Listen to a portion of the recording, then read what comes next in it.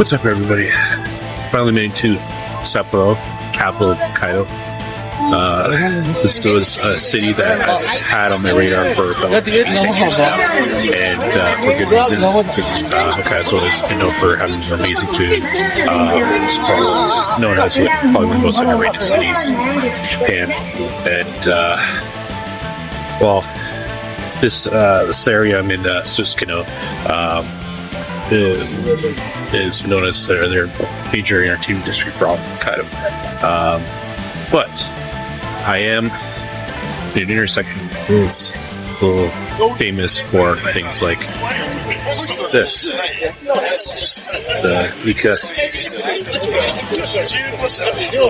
whiskey. That sign's pretty synonymous. It's part of Sapporo in general. And this Asahi sign here, which I think might have gotten updated recently.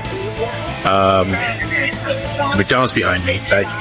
He used to have a really cool sign, but apparently must have got removed a long time ago, I guess, because, McDonald's doesn't like fun. But let's take a proper look at some of these billboards here. So, here we go. Here we go. I would have gotten a shot of this during the day, but it doesn't look near as nice during the day compared to night. There's Asahi right there. But as you see, like signs like this, it's like very cinematic, like very similar to like Osaka with their Glico Running Man. But here, kind of feel like this is, like even better than the Glico Man. Just personally, some people like the Glico Running Man better, but I like these two sound better.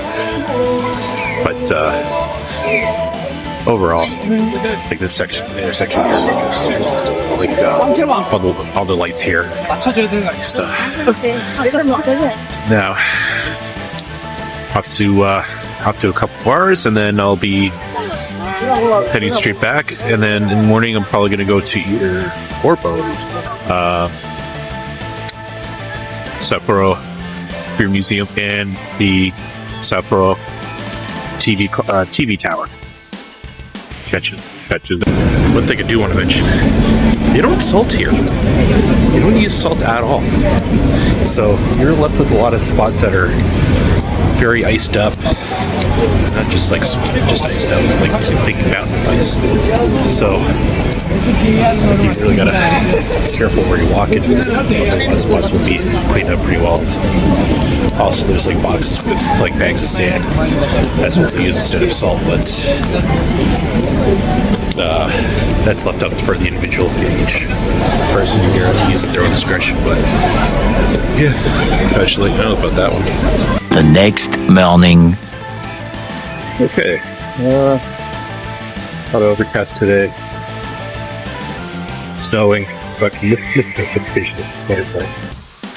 I ain't stopping from going to the Sapporo Beer Museum. So I think my first stop, and hopefully my second stop will be the TV tower.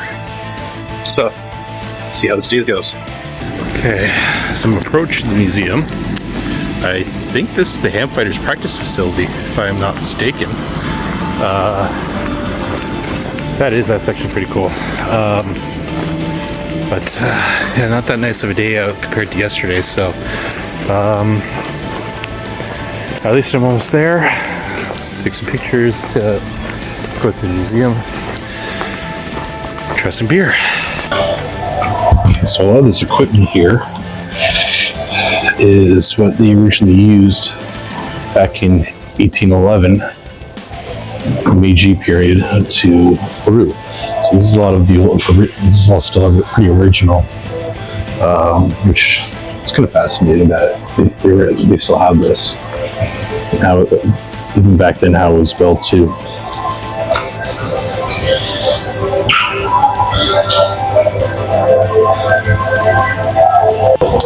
So this pretty much explains the start of Sapporo, the city itself, and how brewery started it, which is getting a little bit more interesting. This is exactly what the original brewery, what I'm standing in right now used to look like. This would be like a replica model of how everything was. So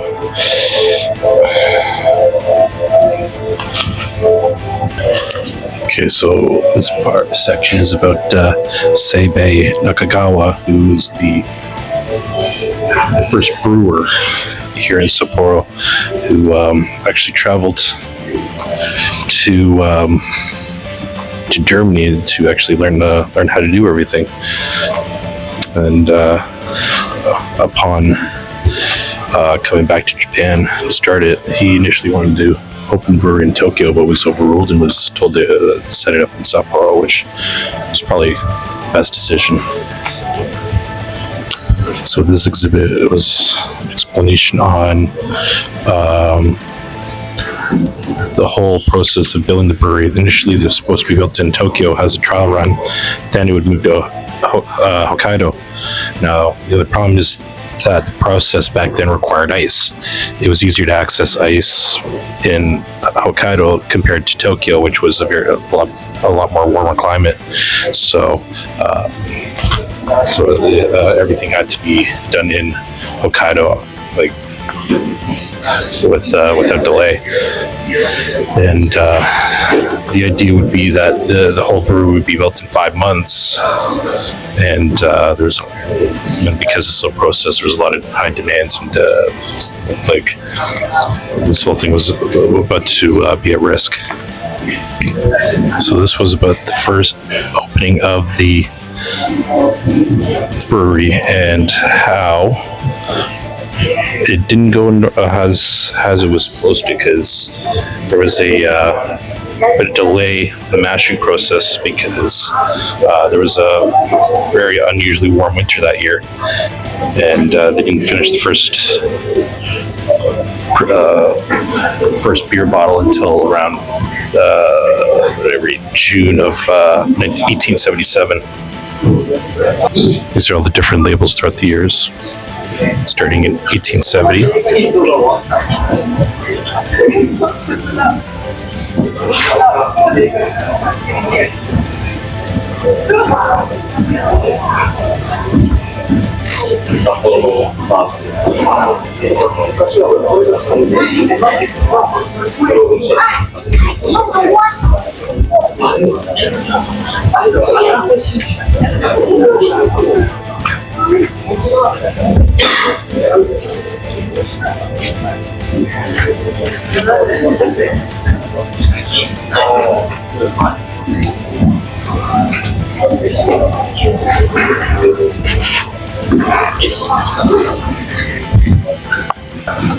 So this exhibit was about the issue of acquiring beer bottles, because they did not have a plant that would produce beer bottles. It would take 2 decades before that they actually had their own facility for creating beer bottles.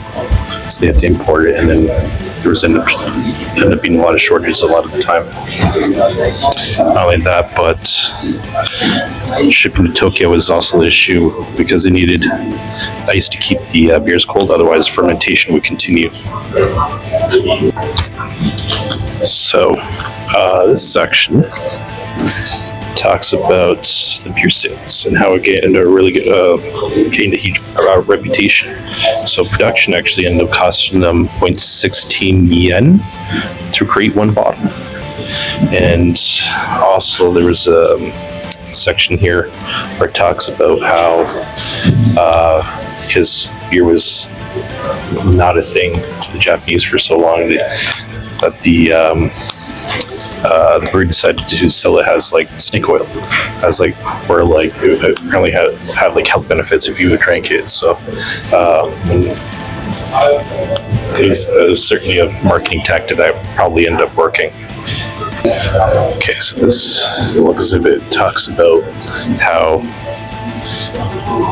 when this first started, it was state-owned, and then what happened was it was bought out by a conglomeration, taken private. So the original advertising prints.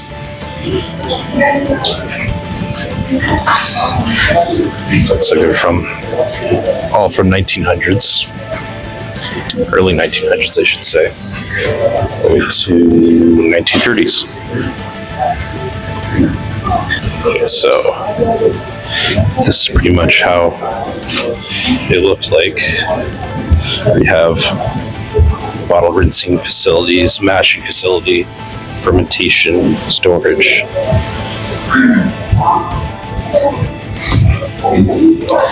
Looks very similar to Distiller District if you've ever been there.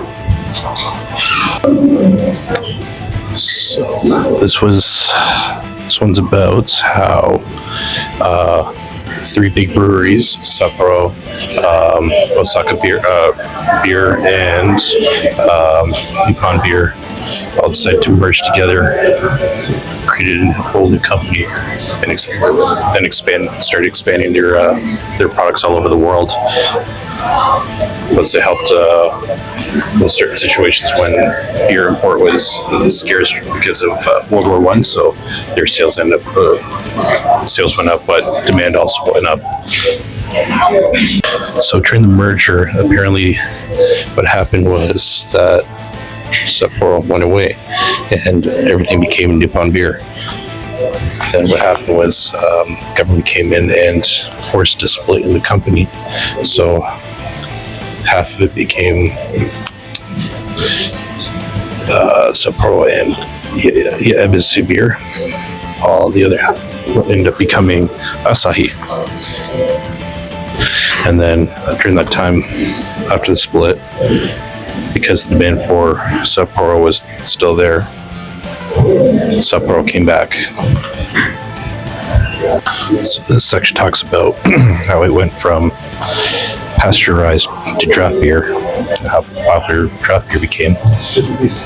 And then at some point, it ended up getting the nickname of Black Label due to the color of the label. There was an anecdote here about how a sushi restaurant in LA ended up getting 10 cases of the large bottles, and that ended up becoming a huge hit.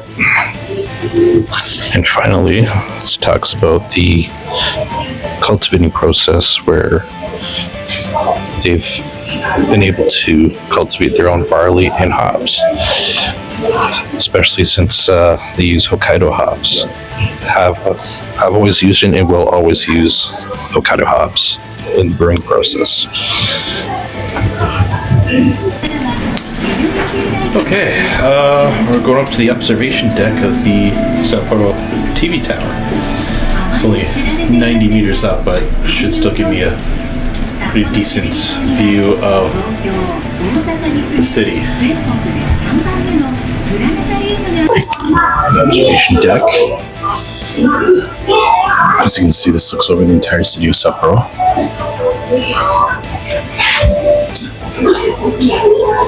We're looking the east of the city. And give me 1 second, I'll take a look at the next section. Now we're overlooking the south.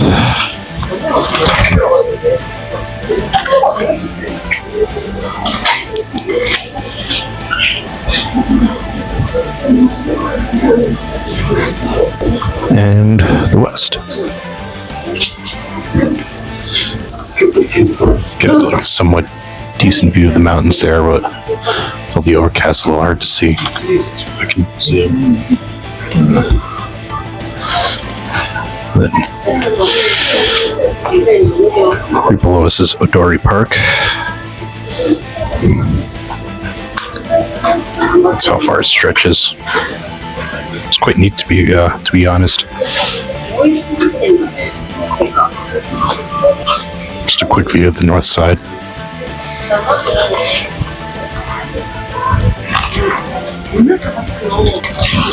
Back to the east for a second, so zoom in. That is currently what you see is that's the current factory for Sapporo beer. I believe they moved that quite a while ago, just so that everything's all updated and modern. Okay, here I am, Odori Park. pretty much last day here in Hokkaido, Sapporo mainly. I'll be back to Tokyo tomorrow morning. I should be landing, I think, closer to noon. But yeah, so I wanted to film here because this is the big park here in this city. As you can see, there's the TV tower, and then because it stretches a couple blocks, as you can see, we're all the way down there. This is the type of park where people tend to gather, and they also have the snow festival here, which I guess kind of similar to Carnival de Quebec, where they have like giant snow sculptures, giant illumination, that type of stuff. But that's in February. It's January right now, so I'm in this weird period where there's not quite going on because it's not February, but also because it's too cold, not a lot of other stuff is going on. Usually a lot of, when it's warmer out, they'll have other stuff going on. And then there's also the fact that I didn't realize this, but this is also a long weekend where I think it's at the second Monday of January is coming of age day, where everyone that turned 18 between April of last year and April this year, if you turn 18, you take part in coming of age days. So you dress up in very formal attire, Japanese attire, and I think I read something where you go to City Hall for a speech or something where like it's very similar to like a graduation ceremony. Anyways, so still trying to figure out what else to do today. I did go, this was on the docket. I did have to kind of rush out because I had somewhere I needed to be, but I also ended up going to the Nochi Fish Market, which they did not allow filming or photography, so I could not get anything there. But essentially what it is just like any other fish market in Japan, where a lot of fish stalls, where here their biggest sellers are king crab and sea urchin, but there are some that are stalls that are restaurants. I went into one.